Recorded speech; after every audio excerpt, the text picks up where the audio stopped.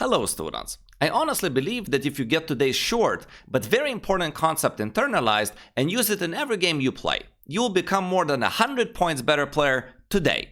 I like to give this position that you see in front of you to many of my students, and today you will become one of them. The exercise is very simple, but I set up 2 thinking process traps that many fall for.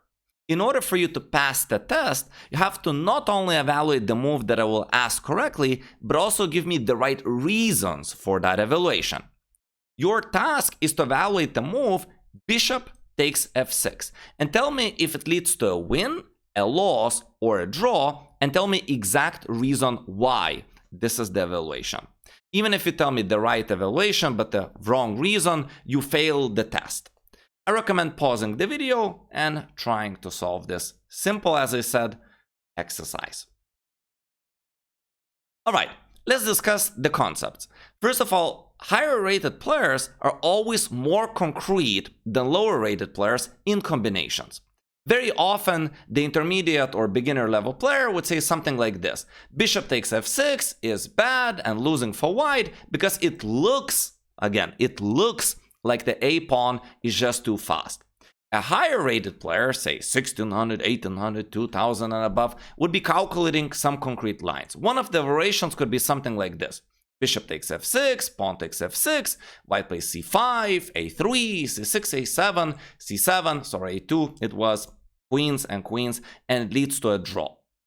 So the first trap that I set up for my students is to check if they're thinking concretely in combinatory positions, or rather they're relying on it seems so, it looks like, or some other general principles.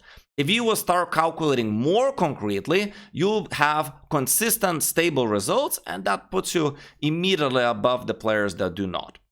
I have also the second trap set up here, and that is that when you're getting to the truth, when you think that you know the right evaluation, the right move, you need to take extra time on what I call the validation or the proof phase.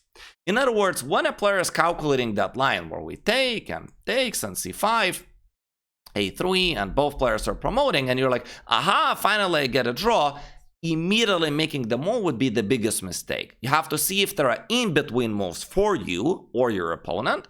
So for example, after bishop takes f6, do they have to take? Well, if they push, I could go back, I'm a piece up, right? So black needs to take. All right, seems like c5 is the only try, and here is black forced to play a3.